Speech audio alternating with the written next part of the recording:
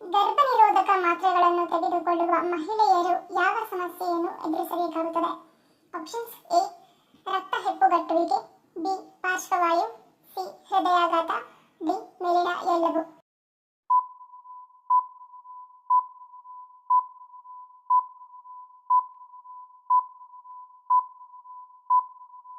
ಸರಿಯಾದ ಉತ್ತರ option D ಮೇಲಿನ ಎಲ್ಲವೂ. ಮಹಿಳೆಯರು ದೀರ್ಘಾವಧಿಯವರೆಗೆ ಗರ್ಭನಿರೋಧಕ ಮಾತ್ರೆಗಳನ್ನು ತೆಗೆದುಕೊಳ್ಳುವುದರಿಂದ ಪಾರ್ಶ್ವವಾಯು, ರಕ್ತ ಹೆಪ್ಪುಗಟ್ಟುವಿಕೆ ಹಾಗೂ ಹೃದಯಾಘಾತದ ಸಂಭವ ಹೆಚ್ಚಾಗುತ್ತದೆ. ಗರ್ಭನಿರೋಧಕ ಔಷಧಿಗಳು ಮಹಿಳೆಯರ ಮೇಲೆ ದೈಹಿಕವಾಗಿ ಮತ್ತು ಮಾನಸಿಕವಾಗಿ ಪರಿಣಾಮವನ್ನು ಬೀರುತ್ತವೆ. ದೇಹದ ಮೇಲಿನ ಸಮಸ್ಯೆಗಳಲ್ಲಿ ವಾಕರಿಕೆ ಮತ್ತು ವಾಂತಿ, ಸ್ತನ ನೋವು ಮತ್ತು ಮುಟ್ಟಿನ ಸಮಯದಲ್ಲಿ ಹೆಪ್ಪುಗಟ್ಟುವಿಕೆ ಸೇರಿವೆ. ಅಲ್ಲದೆ ಮಹಿಳೆಯರು ಮೂಡ್ ಸ್ವಿಂಗ್, ಒತ್ತಡ, ಆತಂಕದಂತಹ ಮಾನಸಿಕ ಸಮಸ್ಯೆಗಳನ್ನು ಎದುರಿಸಬೇಕಾಗುತ್ತದೆ.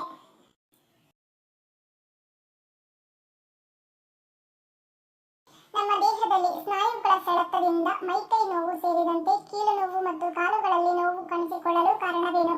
ಆಪ್ಷನ್ಸ್: ಎ ವ್ಯಾಯಾಮ, ಬಿ ನಿರ್ಜಲೀಕರಣ, ಸಿ ಕಬ್ಬಿಣದ ಕೊರತೆ, ಡಿ ಬಿಸಿಲಿನ ಕೊರತೆ.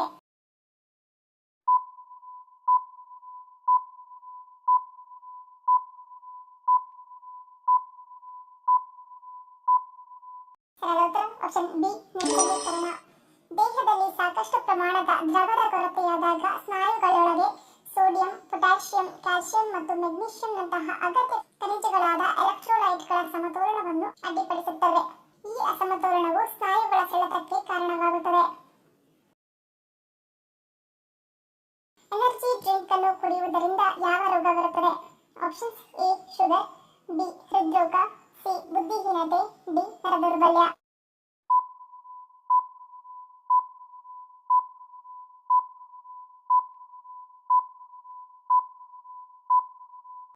ಸರಿಯಾದ ಉತ್ತರ ಆಪ್ಷನ್ ಎ ಶುಗರ್.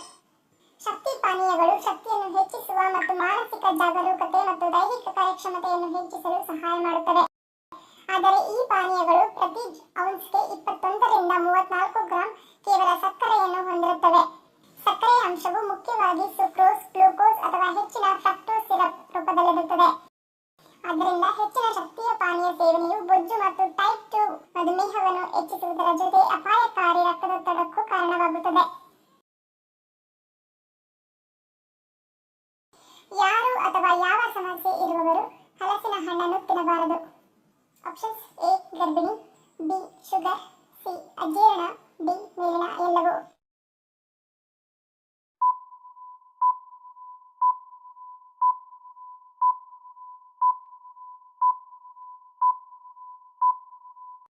ಸರಿಯಾದ ಉತ್ತರ ಆಪ್ಷನ್ ಡಿ ಮೇಲಿನ ಎಲ್ಲವೂ.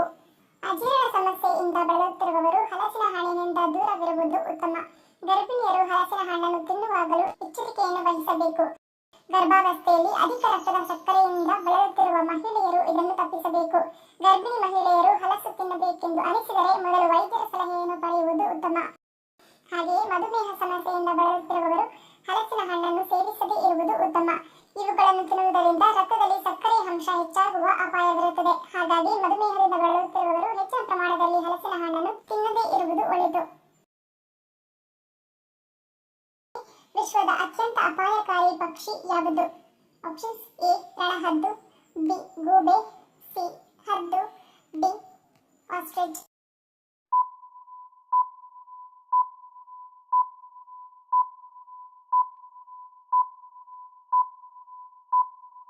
ಸರಿಯಾದ ಉತ್ತರ ಆಪ್ಷನ್ ಬಿ ಆಸ್ಟ್ರಿಚ್.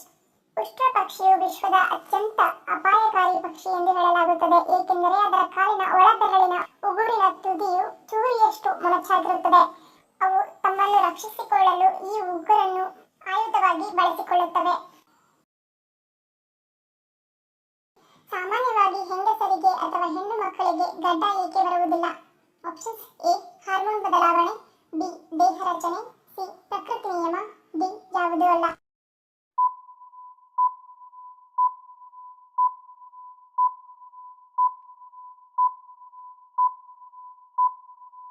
ಸರಿಯಾದ ಉತ್ತರ ಆಪ್ಷನ್ ಎ ಹಾರ್ಮೋನ್ ಬದಲಾವಣೆ. ಹುಡುಗಿಯರು 11ರಿಂದ 13ನೇ ವಯಸ್ಸಿನಲ್ಲಿ ಪ್ರಾಯಕ್ಕೆ ಬರುತ್ತಾರೆ. ಈ ವಯಸ್ಸಿನಲ್ಲಿ ಎಂಡೋಕ್ರೈನ್ ಗ್ಲ್ಯಾಂಡ್ ಅಂದರೆ ನೀರ್ನಾಳ ಗ್ರಂಥಿಗಳು ಶೀಘ್ರವಾಗಿ ಬೆಳೆಯುತ್ತವೆ. ಪುರುಷನಲ್ಲಿ ವೃಷಣಗಳು ಹಾಗೂ ಇತರ ರಸಗ್ರಂಥಿಗಳು ಆಂಡ್ರೋಜನ್ ಎಂಬ ಲೈಂಗಿಕ ಹಾರ್ಮೋನ್ ಉತ್ಪತ್ತಿ ಮಾಡುತ್ತವೆ. ಹೆಂಗಸಿನಲ್ಲಿ ಅಂಡಾಶಯ ಅಥವಾ ಇತರ ಲೈಂಗಿಕ ಗ್ರಂಥಿಗಳು ಈಸ್ಟ್ರೋಜನ್ ಎಂಬ ಮತ್ತೊಂದು ಗುಂಪಿನ ಹಾರ್ಮೋನ್ ಉತ್ಪತ್ತಿ ಮಾಡುತ್ತದೆ. ಆಂಡ್ರೋಜನ್ ಗಂಡಸಿಗೆ ಗಡ್ಡ, ಮೀಸೆ ಮತ್ತು ಎದೆಯ ಮೇಲೆ ಕೂದಲು ಬೆಳೆಯುವ ಹಾಗೆ ಮಾಡುತ್ತದೆ. ಪ್ರಾಯಕ್ಕೆ ಬಂದಾಗ ಧ್ವನಿ ಒಡೆಯುವುದಕ್ಕೂ ಇದೇ ಕಾರಣ. ಈಸ್ಟ್ರೋಜನ್ ಹೆಂಗಸರಲ್ಲಿ ದೈಹಿಕ ಬದಲಾವಣೆಗಳನ್ನು ಉಂಟು ಮಾಡುತ್ತವೆ. ತಿಂಗಳಿಗೊಮ್ಮೆ ಋತುಮತಿಯಾಗುತ್ತಾಳೆ. ಇದೇ ಹಾರ್ಮೋನ್ ಮಹಿಳೆಯರಲ್ಲಿ ಗಡ್ಡ, ಮೀಸೆ ಬೆಳೆಯಲು ಅವಕಾಶ ನೀಡುವುದಿಲ್ಲ. ಹೀಗೆ ಹಾರ್ಮೋನ್ಗಳಿಂದಾಗಿ ಹೆಂಗಸಿನ ಶರೀರ ಕೋಮಲವಾದರೆ ಗಂಡಸಿನ ದೇಹ ಗಡಸು ಹಾಗೂ ಬಲಿಷ್ಠವಾಗುತ್ತದೆ. ಮಧುಮೇಹದ ಸಮಸ್ಯೆ ಇರುವವರು ನೇರಳೆ ಹಣ್ಣನ್ನು ತಿನ್ನುವುದರಿಂದ ಏನಾಗುತ್ತದೆ? Options: A. ಸಕ್ಕರೆ ನಿಯಂತ್ರಣ, ಬಿ. ಶುಗರ್ ಲೆವೆಲ್ ಹೆಚ್ಚಳ, ಸಿ. ಇಮ್ಯುನಿಟಿ ಕುಂಠಿತ, ಡಿ. ಅನಾರೋಗ್ಯ.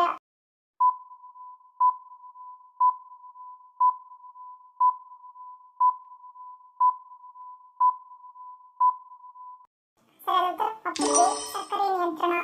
ನೇರಳೆ ಹಣ್ಣು ಕಡಿಮೆ ಗ್ಲೈಸೆಮಿಕ್ ಸೂಚಿಯನ್ನು ಹೊಂದಿದ್ದು ಇದು ರಕ್ತದಲ್ಲಿನ ಸಕ್ಕರೆಯ ಮಟ್ಟವನ್ನು ತುಲನಾತ್ಮಕವಾಗಿ ಕಡಿಮೆ ಮಾಡುತ್ತದೆ. ನೇರಳೆ ಹಣ್ಣು ಅಧಿಕ ಮೂತ್ರ ವಿಸರ್ಜನೆಯಂತಹ ಮಧುಮೇಹದ ಲಕ್ಷಣಗಳನ್ನು ನಿರ್ವಹಿಸಬಲ್ಲದು ಮತ್ತು ಪ್ರೀ ಡಯಾಬಿಟಿಸ್ ಹಂತದಲ್ಲಿರುವವರಿಗೆ ಒಳ್ಳೆಯದು.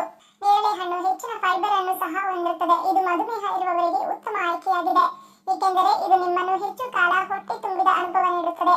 ರಕ್ತ ಪ್ರವಾಹಕ್ಕೆ ಸಕ್ಕರೆಯ ಬಿಡುಗಡೆಯನ್ನು ನಿಧಾನಗೊಳಿಸುತ್ತದೆ ಮತ್ತು ಕರುಳಿನ ಆರೋಗ್ಯವನ್ನು ಪೋಷಿಸುತ್ತದೆ.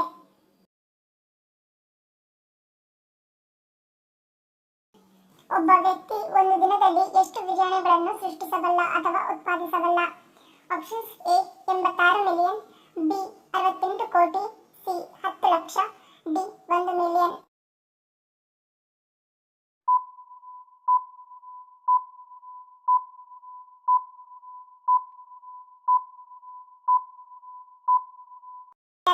Option A. 86 million.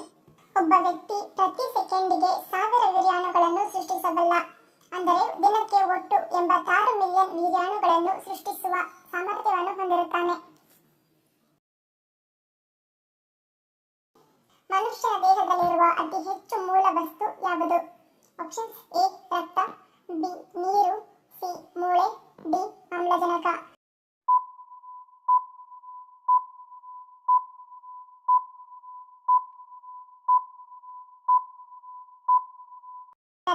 Option B.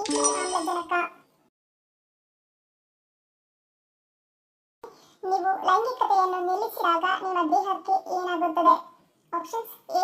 ಒತ್ತಡ, ಬಿ. ತೂಕ ಹೆಚ್ಚಳ, ಸಿ. ವಯಸ್ಸಾಗುವಿಕೆ, ಡಿ. ಮೇಲಿನ ಎಲ್ಲವೂ.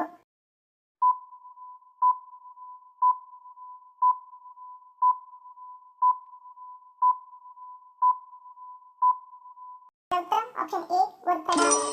ಲೈಂಗಿಕ ಚಟುವಟಿಕೆಯು ದೇಹದಲ್ಲಿ ಎಂಡಾರ್ಫಿನ್ ಮತ್ತು ಆಕ್ಸಿಟೋಸಿನ್ ಬಿಡುಗಡೆಯನ್ನು ಹೆಚ್ಚಿಸುತ್ತದೆ.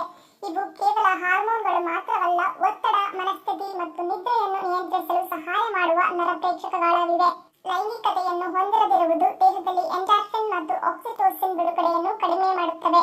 ಇದು ನಿಮ್ಮ ಒತ್ತಡದ ಮಟ್ಟವನ್ನು ಹೆಚ್ಚಿಸುತ್ತದೆ. ನೀವು ಕಿರಿಕಿರಿಯನ್ನು ಅನುಭವಿಸಬಹುದು ಮತ್ತು ನಿದ್ರಿಸುವಲ್ಲಿ ಸಮಸ್ಯೆಗಳನ್ನು ಹೊಂದಿರಬಹುದು. ಶಾರೀರಿಕ ವ್ಯಾಯಾಮ ಅಥವಾ ಮಸಾಜ್ ಮಾಡಿಸಿಕೊಳ್ಳುವುದು ಶುಷ್ಕ ಅವಧಿಯಲ್ಲಿ ನಿಮ್ಮ ಎಂಡಾರ್ಫಿನ್ ಮತ್ತು ಆಕ್ಸಿಟೋಸಿನ್ ಮಟ್ಟವನ್ನು ಹೆಚ್ಚಿಸಲು ಸಹಾಯ ಮಾಡುತ್ತದೆ.